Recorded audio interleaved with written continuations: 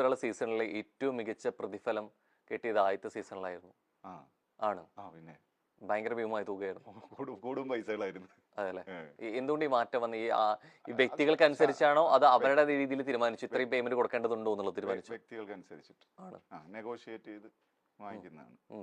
ഈ ആദ്യം ഈ ഒരു ഷോ മലയാളിക്ക് പരിചയമില്ലാത്ത അത്ര വരുന്നു, ആ വരുന്നതിന് വേണ്ടി കുറെ കൂടി സ്വീകാര്യതയുള്ള ആളുകളെ കൊണ്ടുവരുന്നു, ഇതിന് പബ്ലിസിറ്റി ഉണ്ടാവുന്നു, പിന്നീട് ഗ്രാജുവലി ഇത് ആർട്ടിസ്റ്റുകളുടെ പേയ്മെന്റ് കുറവനുസരിച്ച് കൊണ്ടുവന്നാണോ ഏതോ ആർട്ടിസ്റ്റുകൾ വരാൻ തയ്യാറാവാത്താണോ? ഏതതിന്റെ യാഥാർത്ഥ്യം? അല്ല, അതിന്റെ ടെക്നിക്കാലിറ്റി ഞാൻ പറയാം. ഈ ആദ്യത്തെ സീസൺ ആക്ച്വലി ഭയങ്കര പൈസ സ്പെൻഡ് ചെയ്ത സീസൺ ആയിരുന്നു, മനസ്സിലായോ? അപ്പൊ അതില് ചില കണ്ടസ്റ്റൻസ് ആക്ച്വലി 100 ദിവസം നിന്നിരുന്നുണ്ടെങ്കിൽ ഏതാണ്ട് പ്രൈസ് മണി 1 CR അടുത്ത് പിടിച്ചേനെ. ആരായിരുന്നു ഏറ്റവും പ്രതിഫലം? അത് ഞാൻ പറയില്ല, മനസ്സിലായോ? അത്രത്തോളം, അതായത് അങ്ങനെ പറയുമ്പോൾ ഡെയിലി ഒരു 1 lakh വീതം കിട്ടിയിരുന്നു. അതിന് മോളി വാങ്ങിച്ചവരുണ്ട്, മനസ്സിലായോ? അപ്പം പിന്നെ അത്ര ആളുകളുണ്ടായിരുന്നു അതിനകത്ത്, മനസ്സിലായോ? കൊടൂരമായ പൈസ. കപ്പ് എടുക്കണമെങ്കിലും പൈസ മാച്ച് അല്ലെ, അങ്ങനെ സെക്കൻഡ് സീസണിൽ വെച്ചാൽ അവര് പ്രൈസ് മണിയും കട്ട് ചെയ്തു. 1 CR എന്നുള്ള മാറ്റിയിട്ട് 50 ലോട്ട് ആയി. ആദ്യ സീസണിൽ ഫിസിക്കൽ അസോൾട്ട് ചെയ്തിട്ടും പുറത്താകാതിരുന്ന സാബുവിന് പിന്നീടുള്ള സീസണിൽ ഫിസിക്കൽ അസോൾട്ടിന്റെ പേരിൽ മത്സരാർത്ഥികളെ പുറത്താക്കുന്നത് കണ്ടപ്പോൾ കുറ്റബോധം തോന്നിയിരുന്നു? ഞാൻ അതിനകത്ത് ഫിസിക്കൽ അസോൾട്ട് ചെയ്തിട്ടില്ല, അതുകൊണ്ട് കുറ്റബോധത്തിന്റെ ആവശ്യമില്ല. അത് ഫിസിക്കൽ അസോൾട്ട് ആണെന്ന് ഇപ്പോഴും തിരിച്ചറിയുന്നില്ലെന്ന്. ഐ മീൻ ഹിമ ചെയ്ത്. അപ്പൊ അങ്ങനെയാണെന്നുണ്ടെങ്കിൽ എന്റെ കയ്യിൽ അടിച്ച സാധനമുണ്ട്, അത് that was A spontaneous reaction. അത് ഹ്യൂമൻസിനുള്ള റിഫ്ലക്സ് എന്ന് പറയാൻ, മനസ്സിലായോ?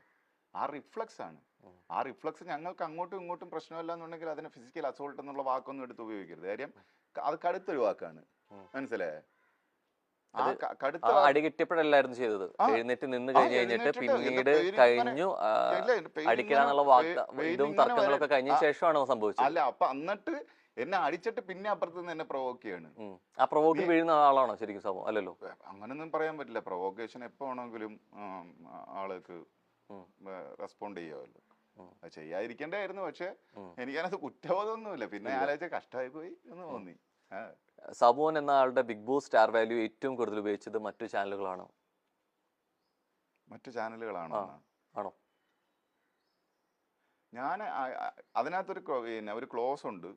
നമ്മൾ ഇറങ്ങിയിട്ട് പിന്നെ മറ്റ് ഇതിനൊന്നും പോകരുതെന്ന്. അപ്പം എന്നെ വിളിച്ചിട്ട് ഏഷ്യാനെറ്റിൽ നിന്ന് പർട്ടിക്കുലർലി 2 ചാനലിൽ പോരുമെന്ന് പറഞ്ഞു. കാരണം അത് അവരുടെ ഡയറക്റ്റ് കോമ്പറ്റീഷനാണ്. അത് പ്രൊഫഷണലി ഒരു പീരീഡിലാണോ കുറച്ച് നാളത്തേക്ക് കാരണം ആ ഇറങ്ങി നിൽക്കുന്ന സമയത്തുള്ള ആ ഒരു സ്റ്റാർഡം, ആ ഒരു ഫെയിമിനെ മറ്റു ചാനലുകൾക്ക് ഉപയോഗിക്കാമല്ലോ. അപ്പൊ ഇവര് അവരുടെ ചാനൽ വഴി ഉണ്ടാക്കിയെടുത്തതല്ലേ. അപ്പൊ അവര് പറഞ്ഞിരുന്നത് ഒന്ന് ഫ്ലവേഴ്സും ഒന്ന് മഴവിൽ മനോരമ, രണ്ടിലും പോകണ്ട, അങ്ങനെ ഇന്റർവ്യൂ ഒന്നും അങ്ങനത്തെ ഇന്റർവ്യൂ പ്രോഗ്രാം ഒന്നും ഇല്ല ആ ചാനലിൽ. ഞാൻ എന്നിട്ട് കുറച്ച് പീരീഡ് അപ്പോഴത്തേക്ക് ഞാൻ പിന്നെ സിനിമയുടെ ഒക്കെ ഷൂട്ടിങ്ങും മറ്റേ ജല്ലിക്കെട്ട്, ജനമൈത്രി അതിന്റെയൊക്കെ പുറകെയായിരുന്നു. അത് കഴിഞ്ഞ് വന്ന ഉടനെ ഞാൻ പോയി മറ്റേ ഫ്ലവേഴ്സിന്റെ സ്റ്റാർ മാജിക്കിൽ ഗസ്റ്റ് ആയിട്ട് പോയി. അതുകൊണ്ട് ഞാൻ ഒരു ക്ലോസും ഒരുപാട് നാളിലേക്ക് വെക്കാൻ പറ്റില്ല. കാര്യം ഞാൻ ജോലി ചെയ്ത് ജീവിക്കുന്ന ഒരാളാണ്. അപ്പം ഞാൻ ഒരു കോൺട്രാക്ട് ഉണ്ടാക്കുക, ഒരു കോൺട്രാക്ട് ഇപ്പം ഏഷ്യാനെറ്റ് എനിക്ക് തരയാണ്, നിങ്ങൾ ഇത്ര കാലത്തേക്ക്, ഇപ്പോൾ 1 വർഷത്തേക്ക്, അങ്ങനെ എന്താണ്, ഒരു 1 ഇയർ എന്താണ്, 1 വർഷത്തേക്ക് മറ്റ് ഇതിൽ പോകാൻ പറ്റില്ല എന്ന്. പക്ഷെ അതെന്റെ തൊഴിലിനെ നിഷേധിക്കലല്ലേ, എന്റെ തൊഴിൽ ചെയ്യാനുള്ള അവകാശത്തിന്റെ നിഷേധമാണ്.